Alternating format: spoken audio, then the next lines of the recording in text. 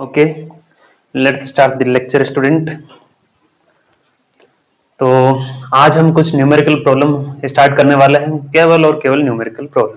कुछ ज़्यादा दुविधा नहीं होगी, केवल जो प्रॉब्लम्स है उनके जो फॉर्मूले होंगे उनको आप टच में रखिए एंड चुटकियों में सॉल्व हो जाएंगे। ठीक है, तो चलिए स्वागत है आप सभी का। स्टार्ट किया जाए। पहले मैं छोटा सा रिकॉल दे देता हूँ, उम्मीद है कि मुझे याद आ जाएगा, मतलब आपको भी याद आ जाएगा। चलिए, हमने पढ़ा था कि r इक्वल टू ऐसा कुछ होता है a1 square plus a2 square plus 2a1 a2 cos delta in the topic of the interference. ठीक है, डेल्टा जहां पर फेज डिफरेंस था और r रिजल्टेंट एम्पलीट्यूड था। ठीक है, काफी सुंदर लिखा गया ये। चलिए, r इक्वल टू यह था। फिर हमने देखा कि जो डेल्टा है वो डिपेंड करता था पाथ डिफरेंस पर, और पाथ डिफरेंस पर डिपेंड करने की वजह से हमने दो तरह के इंटरफेरेंस बताए थे, कंस्ट्रक्टिव और डिस्ट्रक्टिव। ठीक है, कंस्ट्रक्टिव में जो r आता है वो डेल्टा इक्वल टू 0 पुट करने पर आता है, and that is the a1 plus a2 का होल स्क्वायर बन जाता है। करेक्ट, इसी को हम r मैक्सिमम कह देते हैं, यानी कि a1 प्लस a2, इससे ज्यादा नहीं मिल सकता। और जब डेल्टा इक्वल टू पाई लेते हैं तो यही r क्या बन जाता है, a1 माइनस a2 का होल स्क्वायर बन जाता है, and it is said to be r minimum. इससे कम कुछ नहीं हो सकता और इससे ज्यादा बेइज्जती भी कुछ नहीं हो सकती। चलिए अगला, फिर मैंने कहा कि आप क्या कर दीजिए, स्क्वायर कर दीजिए दोनों तरफ। ठीक है, रिकॉल इसलिए करवा रहे हैं क्योंकि हो सकता है लास्ट में कुछ ज्यादा मैंने जल्दबाजी कर दी हो, तो ऐसा इसलिए मैं करवा दे रहा हूँ, है ना। चलिए, तो इसको k से मल्टीप्लाई कर दिया, ठीक है ना, इसको k से मल्टीप्लाई कर दिया। चलिए अभी नहीं करते हैं, r मिनिमम वाले को भी इधर लिख लो, r square of minimum is equal to what, a1 minus a2 का होल स्क्वायर। ठीक, तो ये स्टूडेंट k से ऊपर नीचे मल्टीप्लाई किया, तब ये क्या बन जाता है, इंटेंसिटी, मैक्सिमम इंटेंसिटी। ये क्या बन जाता है, मिनिमम इंटेंसिटी। ये a1 प्लस a2 का whole square upon a1 minus a2 का होल स्क्वायर। और इसी को एक फॉर्मूला और लिखा था जो हमने डेरिवेशन किया था, है ना, रूट i1 प्लस i2 का whole square root i1 minus i2 का होल स्क्वायर। बस इतनी कहानी पता है तो इंटरफेरेंस क्लियर कट है। ठीक है, उससे ज्यादा अभी हाल फिलहाल कुछ नहीं पढ़ना है। ठीक है, चलिए अब हम सवाल नंबर वन देखिए। सवाल नंबर 1 क्या कहता है, वो तो क्या ही कहेगा, मुझे ही कहना पड़ेगा, है कि नहीं। तो चलो मैं ही कहता हूं क्या है ये। दो वेव्स हैं, two waves are simultaneously passing through a string.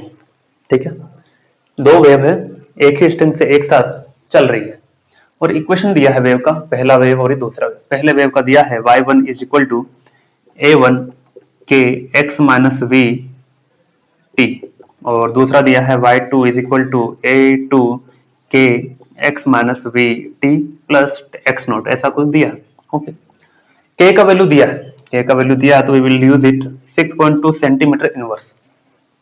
X naught भी दिया है 1.5 centimetre.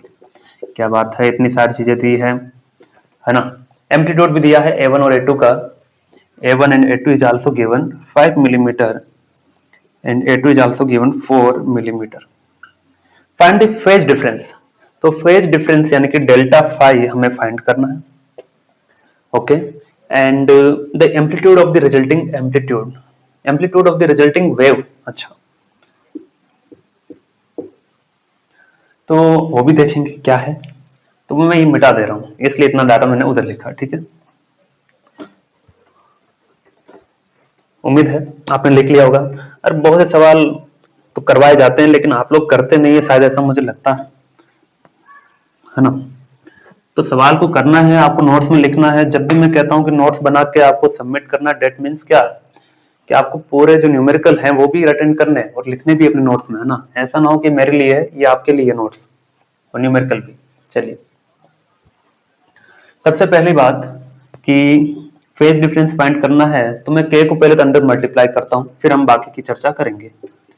k x minus k into V T, और it comes out to be a two k x minus k V T plus k x not.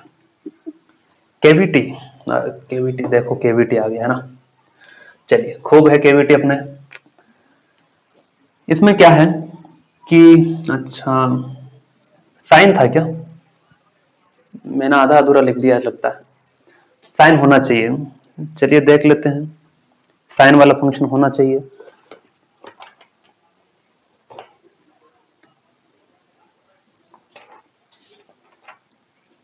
मैंने question मिटा दिया है ना।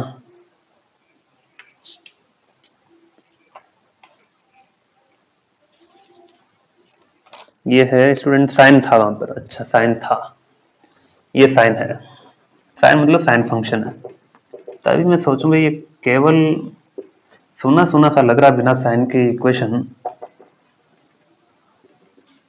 ठीक ना, ये ऐसा।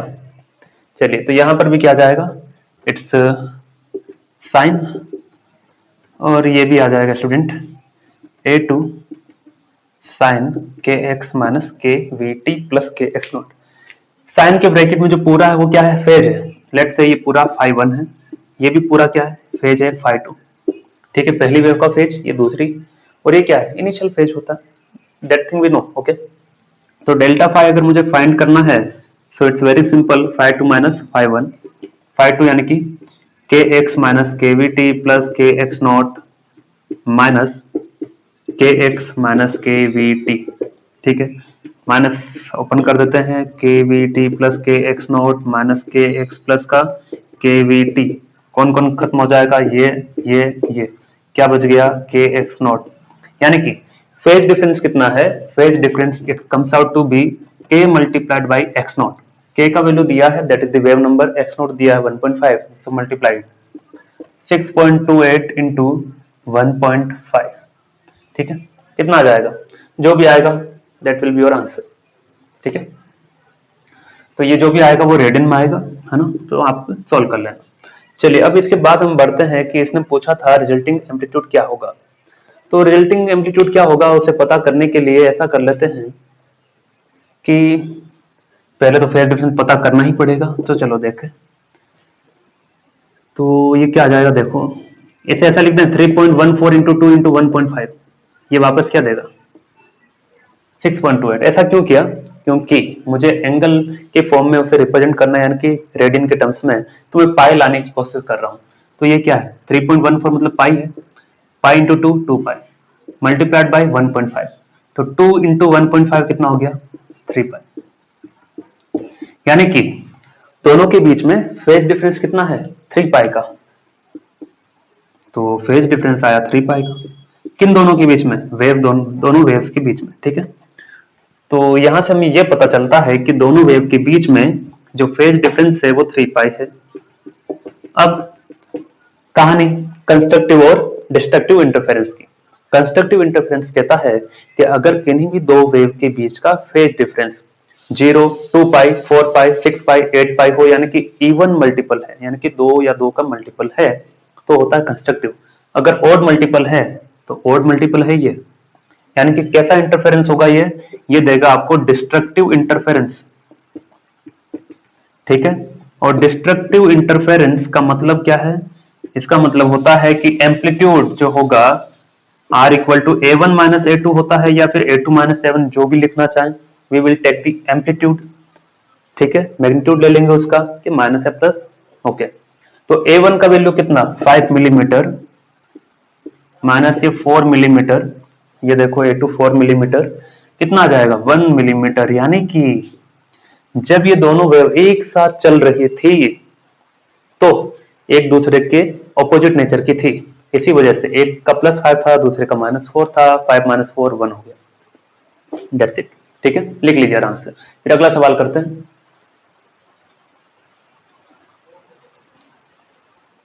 अगला सवाल है अपना स्टूडेंट कि find the displacement of the particle at x equal to 4.5 centimetre. यही है, इसका आगे वाला स्टेटमेंट बता दे रहा हूं, है ना।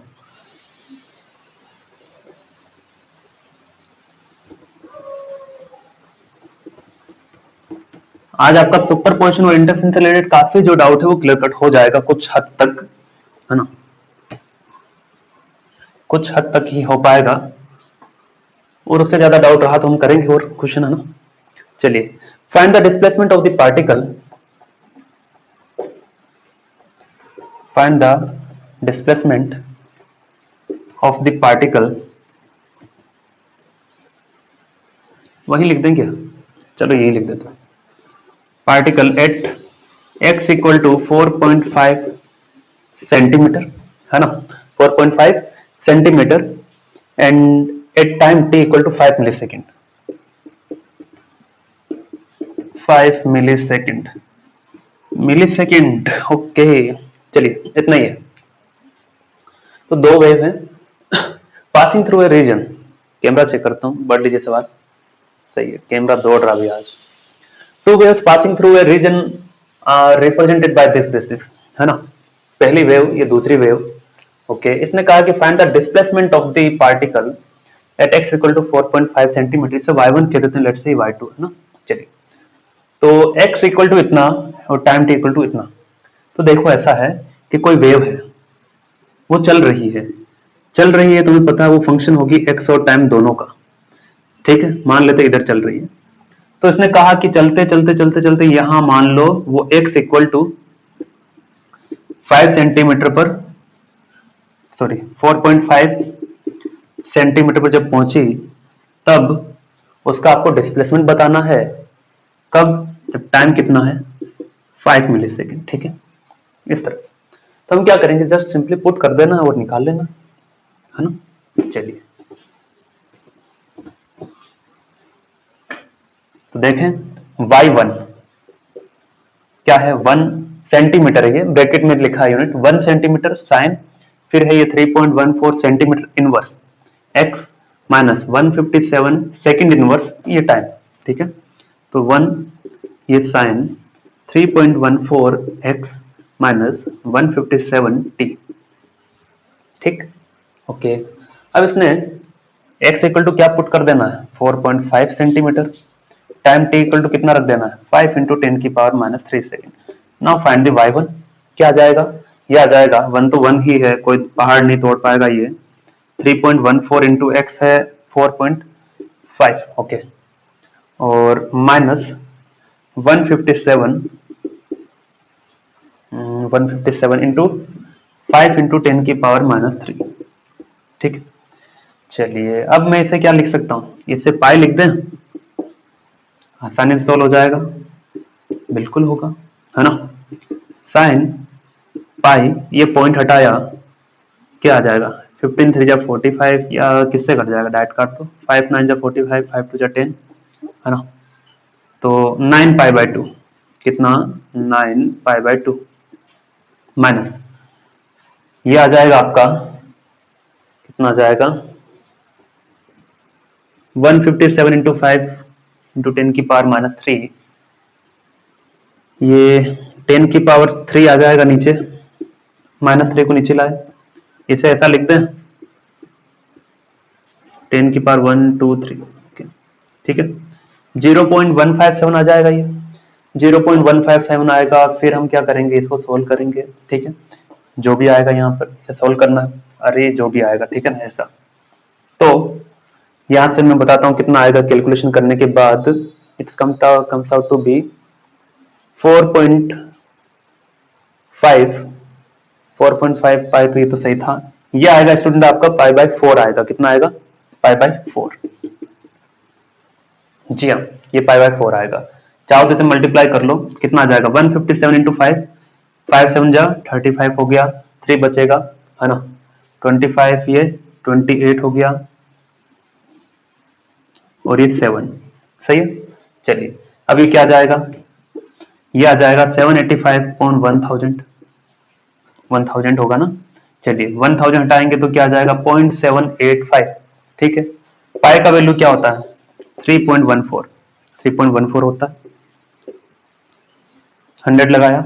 चलिए, अब डिवाइड बाय 4 कर दें, इसे डिवाइड बाय 4 करके देखो क्या आ जाएगा, ये आएगा 4 7 जा 28, 3 बचेगा 2, यानी कि 7.7 समथिंग आएगा ना, मतलब पाई बाय 4 है, वो क्या है, पाई बाय 4 है, ये मल्टीप्लाई करके डिवाइड करके जो आएगा वो क्या है, पाई बाय 4 है, ओके। चलिए अब इसके बाद तो सोल्व किया जा सकता है। 4 क्या ले लेंगे, एलसीएम ले लें, 4 एलसीएम ले लेते हैं। क्या जाएगा 18 पाई माइनस पाई, ये आएगा साइन 17 पाई बाई 4।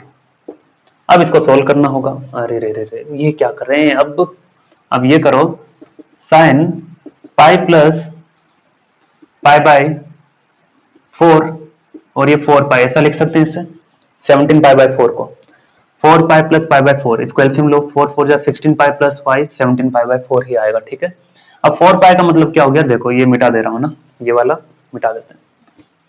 चलिए यही मिटा देते हैं। फर्स्ट क्वाड्रेंट सेकंड क्वाड्रेंट में आ गए अब। ठीक है, भरपूर मैथ्स यूज हो रहा है। ये 2 पाई यहां से यहां है, यहां से यहां है, फिर से 4 पाई, यानी कि 4 पाई चल लिए। अब कितना चलना है, पाई बाय 4। तो पाई बाय 4 चलेंगे तो कहां पर है, फर्स्ट क्वाड्रेंट में। फर्स्ट क्वाड्रेंट में क्या होता है, ऑल पॉजिटिव, ऑल पॉजिटिव, तो क्या जाएगा साइन पाई बाय 4 यानी कि 1/√2, यानी कि इसका वैल्यू आ जाएगा स्टूडेंट 1/√2 सेंटीमीटर। और 1/√2 को आप लिख सकते हैं 0.707 सेंटीमीटर। क्या आया है, क्या सही? जी हाँ, ये सही आया। ठीक है, तो 1/√2 भी लिखा जा सकता है और 0.7। तो y1 आया इतना, इसे हम याद रखेंगे। अब अगला करते हैं y2।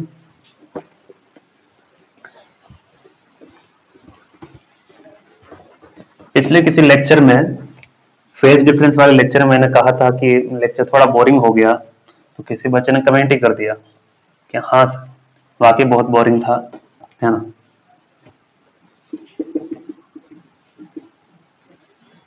तो y1 आया कितना, 1/√2 सेंटीमीटर, और यू कैन से 0.707 सेंटीमीटर। चलिए y2 की बात करते हैं, वैसा ही x और t रख दो। साइन कैमरा चेक कर देता हूँ चलता है कि नहीं, चल रहा है। चलिए, वरना बाद में पता चलता है, कई बार मैं 1 घंटे का रिकॉर्डिंग कर देता हूँ स्टूडेंट, उसके बाद पता चला कि सब कुछ बंद ही था। x का वैल्यू कितना 4.5, t का वैल्यू कितना 5 मिली सेकेंड। ठीक है ना, इसको सोल्व करना इन टर्म्स ऑफ पाई। ठीक है, और ये फाइनली आएगा आपका कितना, it comes out to be 1.5 centimetre upon √2, 1.5 upon √2 centimetre. वो भी कौन सा, माइनस का आएगा ये। ठीक है, ये माइनस। तो y1 आया अपना कितना, y1 आया 1/√2 सेंटीमीटर। ये कैलकुलेशन आपके जिम में आप ही को करना है, क्योंकि इतना एक कैलकुलेशन मैंने बता दिया है ना। तो नेट डिस्प्लेसमेंट क्या होता है अकॉर्डिंग टू सुपरपोजिशन प्रिंसिपल, कि y1 प्लस y2 बस। y1 का वैल्यू कितना 1/√2, वो कितना है माइनस के 1.5 अपॉन √2, बस दैट्स इट आंसर। क्यों, क्या जाएगा माइनस के 0.5 अपॉन √2 सेंटीमीटर। नेट डिस्प्लेसमेंट लिख लीजिए, आगे बढ़ेंगे। Okay students, to be continue. अगले मैंने 2 सवाल लिख दिए हैं, बहुत धमाकेदार और बहुत ही आसान। ठीक है, स्टार्ट करें। देखिए, the equation of A wave on a string, ये कोई इक्वेशन दिया है किसी वेव का, वो वेव कहाँ है, स्ट्रिंग पर है। स्ट्रिंग का लीनियर मास डेंसिटी भी दिया है कितना 0.04 kg पर मीटर। ठीक है, और ये वेव दी है, ये दूसरा सवाल। ठीक है, तो उसमें कहा है कि टेंशन कितना होगा 4 न्यूटन, इतना इतना इतना। तो टेंशन का फॉर्मूला क्या है हमें नहीं पता, नहीं पता, नहीं पता, नहीं पता, लेकिन ये पता है कि जो स्ट्रिंग होगी, स्ट्रिंग में जो वेव होगी v इक्वल टू √t/μ उसका वेलोसिटी होता है। सही है, चलिए, तो v स्क्वायर इक्वल टू क्या होगा t/μ। t क्या है, टेंशन, तो टेंशन हम यहां से फाइंड करेंगे, यानी कि v square multiplied by mu. ये कितना 0.04, v पता करना, केवल v पता करने के लिए इक्वेशन दिया है, उसे देखते हैं। चलो, तो y इक्वल टू 0.02 साइन 2 पाई को अंदर मल्टीप्लाई कर दें, कर देते हैं इसमें क्या, तो कर दिया 2 पाई, और यहां पर भी ये 2 पाई x। कोई दिक्कत नहीं, नहीं है, नहीं है, नहीं है। चलिए, हमें पता है कि स्टैंडर्ड जो होगी कोई भी equation y equal to a sine omega t minus K X, ऐसी कुछ होगी। t के साथ क्या आएगा, ओमेगा आएगा, तो t के साथ ये पूरा क्या है ओमेगा, x के साथ पूरा क्या है k है, तो ये पूरी कहानी किसकी है, k की। लेकिन वेलोसिटी कहीं नहीं दी है, नहीं दी है तो हम पता कर लेंगे। देखो के इक्वल टू क्या होता है, omega by V, V equal to क्या होगा, ओमेगा बाई के। ओमेगा पता है कितना, 2 पाई अपॉन 0.04, और के पता है, के कितना, 2 पाई अपॉन 0.5। 2 पाई से 2 पाई कैंसिल हो गया, पॉइंट से पॉइंट हटा दिया तो 10 चला गया ऊपर, है ना। तो 2 2 जा 4, 2 5 जा 10, 25 अपॉन 2, ऐसा ही कुछ आएगा। जी हाँ, ऐसा ही कुछ आना चाहिए, 25 अपॉन 2। कैलकुलेशन चेक कर लेना भाई, क्या ठीक से कर ही देते हैं। चलिए, ओमेगा कितना, 2 पाई अपॉन 0.04, ओके। और ये कितना आ जाएगा, क्या कितना, 2 पाई अपॉन 0.5, पॉइंट हटाया नीचे आ गया 10, इसका पॉइंट हटाया ऊपर चला गया 100। चलो 0 से 0 कैंसिल, सही है ना भाई, सही है। 2 पाई से 2 पाई खत्म हो गया, ओके। ये कितना आ जाएगा, 25/2 आएगा, करेक्ट है ना, 25/2 ही आएगा। तो वेलोसिटी पता चल गई, ठीक है ना। वेलोसिटी पता चल गई तो अब तो क्या हो गया, काम खत्म हो गया। T equal to V square upon mu, V square into mu ना, वी कितना है 25/2 का होल स्क्वायर इंटू म्यू कितना आ जाएगा 0.04। बस सॉल्व कर लो इसे, कितना आ जाता है देखा, देखते हैं अभी। ये लिख चुके क्या, ये आ जाएगा 25 इंटू 25 अपॉन 2 इंटू 2 इंटू 0.04, इसको हटा दो, नीचे क्या आ जाएगा 100। 24 4 टाइम कट जाएगा, 4 से 4, ये भी कैंसिल हो जाएगा, क्या आ जाएगा 25/4 आ जाएगा, यानी कि 6 पॉइंट समथिंग, 6 पॉइंट यानी कि 25 न्यूटन, ऑप्शन सी, ठीक है। लिख लीजिए। अगला सवाल आपका इंतजार कर रहा है, बहुत ही बेसब्री से टूट पड़ी उस पर। बढ़िया सवाल है ये भी। ये जो सवाल था ट्रिपल 2011 में पूछा गया मेरे ख्याल से, एक 2011 का है, एक 2008 का है, ठीक है। ट्रिपल मतलब जय मेंस हो गया अपना।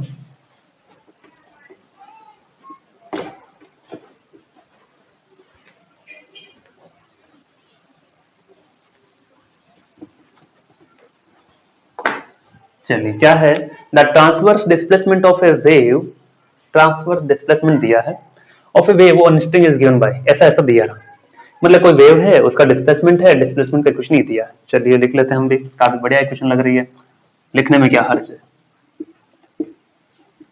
Minus A X square plus B T square plus 2√ab X T, ठीक है। रूट ए बी केवल यहाँ पर है, ठीक है।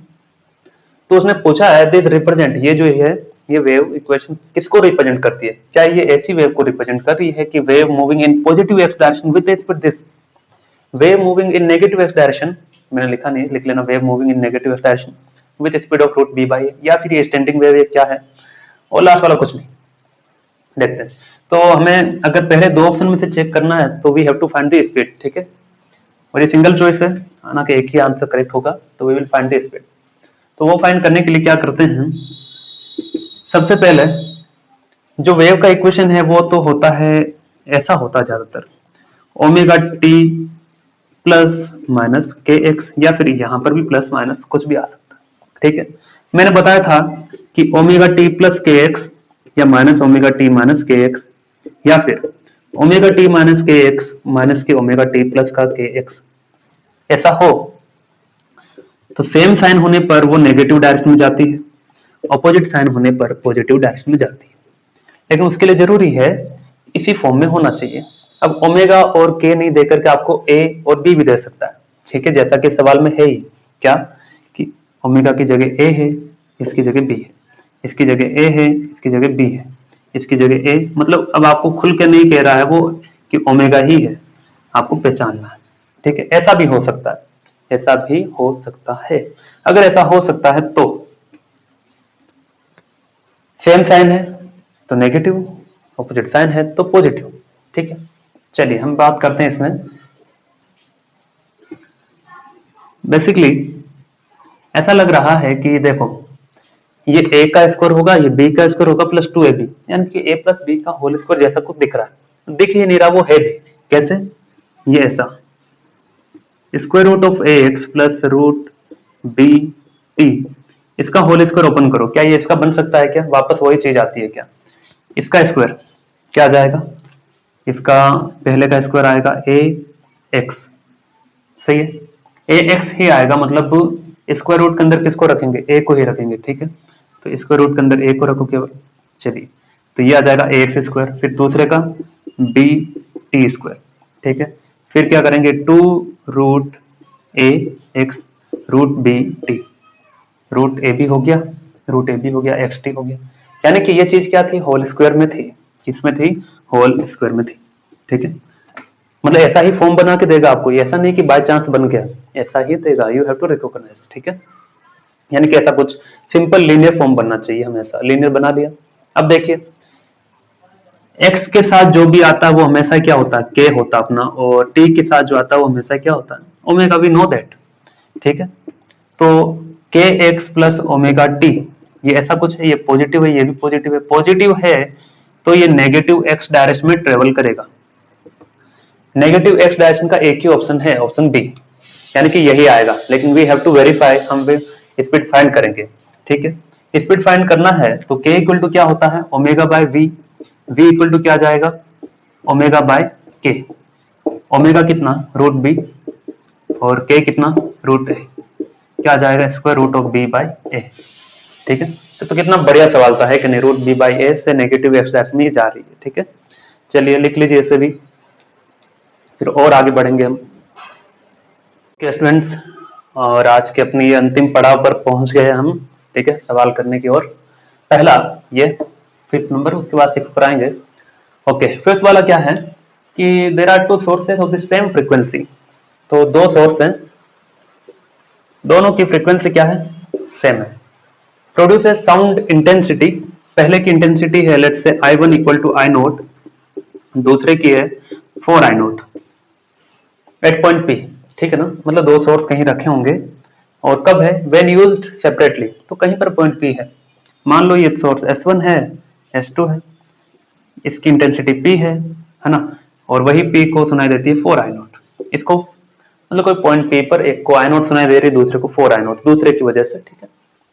Now they are used together so that the sound wave from them reach P with a phase difference phi, यानी कि पहले हमने साथ में नहीं रखा था, ठीक है। यानी कि S1 से वेव निकली, P पर गई, इंटेंसिटी आई नोट थी, फिर S2 से भी वेव निकली, P पर गई, इसकी इंटेंसिटी 4 आई नोट थी, दोनों ही अलग अलग घटना थी। फिर उसने कहा दोनों को एक ही सिस्टम में लेकर आए, यहां से वेव निकली, यहां से वेव निकली, और दोनों को एक साथ सुना गया पॉइंट ए पर। तो सुना गया तो हमें पता है कि दोनों के बीच में फेज डिफरेंस होगा, दैट इज गिवन कितना? 5। Determine the resultant intensity at point P, तो हमें पता है कि रिजल्टेंट जो इंटेंसिटी होगा, रिजल्टेंट जो इंटेंसिटी होगा वो, उसका फॉर्मूला क्या होता है? उसका फॉर्मूला होता है ये, क्या? ये पता है, R equal to A1 square plus A2 square plus 2A1A2 cos phi. ये इससे रिलेटेड कुछ है, देखिए याद आता है तो। समय दिया आपको 5 सेकंड।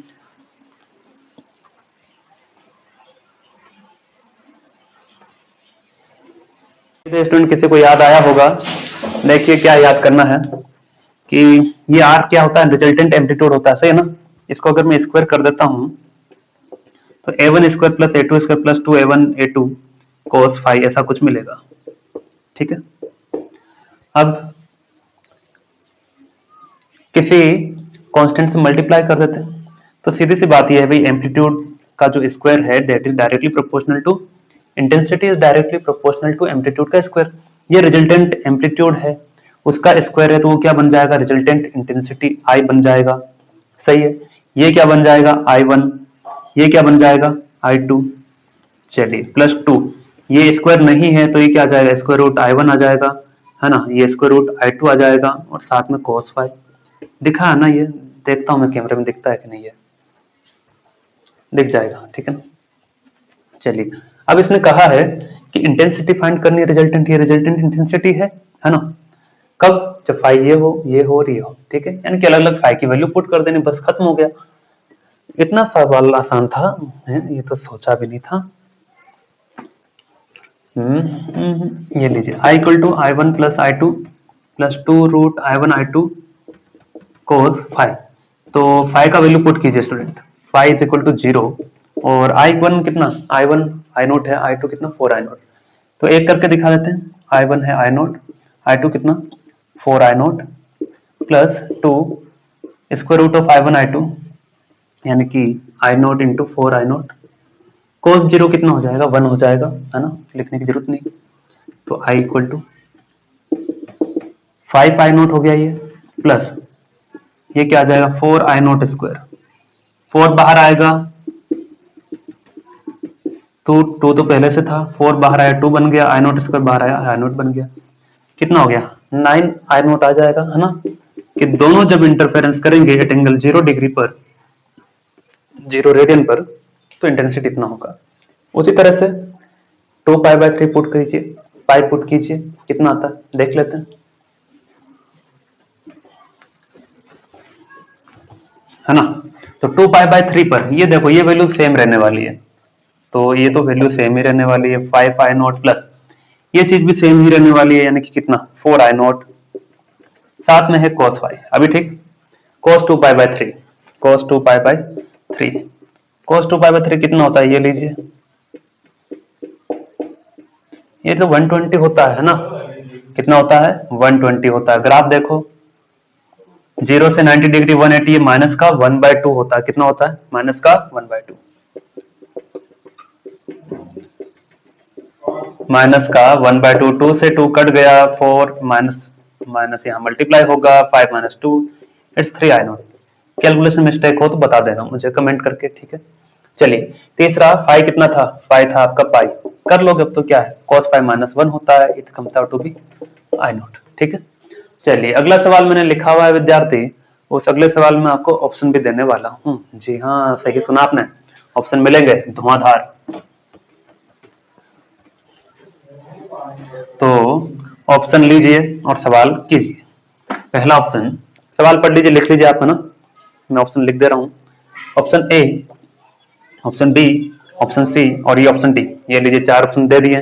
अल्फा है 0.08 upon pi and beta is comes out to be, अरे कम्स आउट टू मतलब पता नहीं मुझे यही आएगा या नहीं आएगा, 0.04 upon pi and beta is equal to 1 upon pi, ठीक है। And here alpha is equal to कितना है 12.5 पाई, 12.5 पाई दिया है, बीटा दिया है पाई अपॉन टू। ये अल्फा बीटा तो दिमाग खराब करके रखा है कि नहीं, ये नहीं होता तो आधी से ज्यादा समस्या खत्म हो जाती दुनिया की। बीटा इक्वल टू कितना पाई। चलिए सवाल पढ़ते हैं, AI दो 2006 का सवाल है, सॉरी 8 का। A wave travelling along the X axis is given by this equation, ठीक है। तो y equal to 0.005 cos alpha X minus beta T, तो ये 0.005 ही है क्या, जी हाँ सही है, ये 0.005 ही है। If the wavelength and the time period, wavelength दिया है इसका कितना, वेवलेंथ दिया है आपको कितना दिया भैया 0.08 मीटर, टाइम पीरियड दिया है 2 सेकंड, टाइम पीरियड दिया है, याद रखना टाइम पीरियड। चलिए then find the alpha and beta, okay okay okay okay. तो अल्फा एंड बीटा हमें फाइंड करना है, कैसे किया जाए, तो ऐसे किया जाए, देखो कि x के साथ जो आता है वो क्या है k होता है, और t के साथ जो आता है वो क्या है ओमेगा होता है, यानी कि ओमेगा ही क्या है बीटा है, ओमेगा ही क्या है बीटा है, और k ही क्या है अल्फा है, यानी कि ओमेगा की वैल्यू फाइंड कर लो वही वैल्यू बीटा की, k की वैल्यू फाइंड कर लो वही वैल्यू किसकी है अल्फा की। तो ओमेगा क्या होता है 2 pi upon time, 2 pi upon time, तो 2 पाई अपॉन टाइम से टाइम कितना है, टाइम पीरियड कितना दिया है, टाइम पीरियड दिया है, अच्छा वो बीटा टी दिया है, क्या दिया है बीटा टी ही दिया, सही है सही है सही है सही है। चलिए 2 पाई अपॉन टी, ये 2 से 2 कैंसिल, ओमेगा इक्वल टू कितना आएगा, ये पाई आएगा। सही है, ओमेगा इक्वल टू पाई कहीं ऑप्शन नहीं है। चलिए देखते हैं, अभी देखते हैं बीटा अल्फा कितना आ जाएगा। बीटा दिया ना पाई, अच्छा बीटा का वैल्यू कितना आया, पाई आया, ठीक है, एक दिया ऑप्शन। के का वैल्यू निकालते हैं, के का वैल्यू कितना है 2 पाई बाय लेमडा, लेमडा कितना दिया 0.08 है ना, तो 0.08, तो ये आ जाएगा student, it comes out to be, हटा दो इसको 100 लगा दो, कितना आ जाएगा 200 पाई अपॉन 8, 25 पाई, कितना आ जाएगा 25 पाई, तो ऑप्शन डी है ना, alpha equal to 25 pi, beta equal to pi. कितना मजेदार था, और जेईई मेंस में पूछा गया, इतना भी आसान कौन पूछता भाई, है ना। चलिए एक और करवा देते हैं, लास्ट आज का, उससे ज्यादा नहीं कराएंगे। चलिए लिखिए, ये है आपका एम्स में पूछा गया सवाल है, नीट वालों के लिए, बाकी सब के लिए भी है। आज के न्यूमेरिकल सेशन में सीईटी के 3 सवाल लिए हैं, जेईई मेंस के हमने सीईटी के 2 सवाल लिए स्टार्टिंग वाले, है ना, और 3 या 4 हमने जेईई मेंस के लिए, और अगला ये एक नीट का ले रहे, लेते फर्क नहीं पड़ता, कंसेप्ट वो है सीखना, कहां से लिया सवाल क्या है doesn't matter. The superposing waves are separated, superposing wave, question number 7, the superposing waves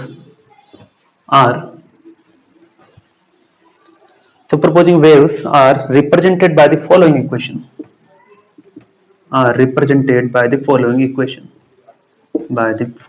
equations। बहुत ही खतरनाक सवाल तो नहीं है भाई, ठीक ठाक है, दया दिली वाला इंसान है ये, है ना। y1 दिया है कितना, y1 दिया है 5 sin 2 पाई, sin 2 पाई क्या है साथ में, 2 पाई बाहर है क्या, 2 पाई बाहर है, sin 2 पाई 10t माइनस 0.1x। जल्दी जल्दी लिखते हैं विद्यार्थी, समय वेस्ट नहीं होगा आपका, वरना आगे बढ़ा दो थोड़ा सा, और क्या, एक साथ लिख लो क्वेश्चन पूरा। 2 पाई 20t माइनस 0.2x, है ना।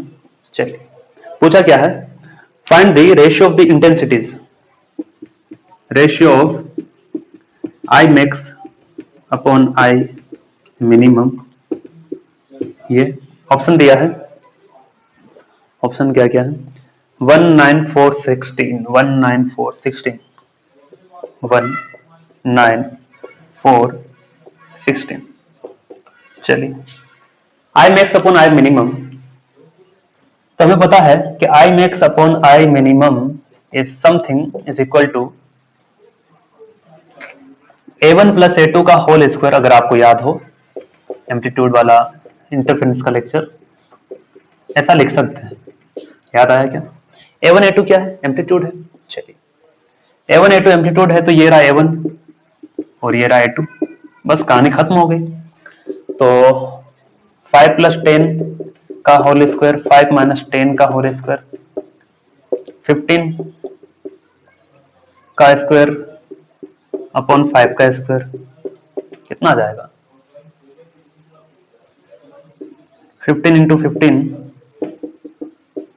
5 इंटू 5, 5 3 जा 15, 5 3 जा 15, 3 इंटू 3, आंसर 9, ऑप्शन बी, ठीक है। तो ये अपना आज का प्रॉब्लम सेशन मैंने कंप्लीट किया, आसान से न्यूमेरिकल लिए हैं, नेक्स्ट टाइम जब अपना न्यूमेरिकल होगा उसमें काफी अच्छे लेवल के क्वेश्चन हम करेंगे, ठीक है। तब तक के लिए आपको करना के लिए इतना है कि इंटरफेरेंस या फिर फेज डिफरेंस वाले लेक्चर को आप पढ़िए, आपने पढ़ भी लिया है अगर ये लेक्चर देख रहे हैं तो, ठीक है। अगर उसमें आपको डाउट तो आना चाहिए, नो डाउट आएगा, क्योंकि टॉपिक ही ऐसा है, ठीक है, उसमें डाउट आना भी चाहिए। अगर आपको हल्का सा भी डाउट है तो आप बताइए, लाइव क्लास अरेंज करेंगे उसके लिए और हम समझाएंगे उसे वापस, ठीक है। तो उसको ऐसा मत रखिए कि हाँ बाद में समझेंगे या कर देंगे छोड़ देंगे, ऐसा नहीं, छोड़ने से काम नहीं चलने वाला, क्योंकि पूरा वेव ऑप्टिक्स फेज डिफरेंस और इंटरफेरेंस पर ही अटका है, ठीक है ना। तो तब तक के लिए मजे कीजिए, पढ़ाई कीजिए।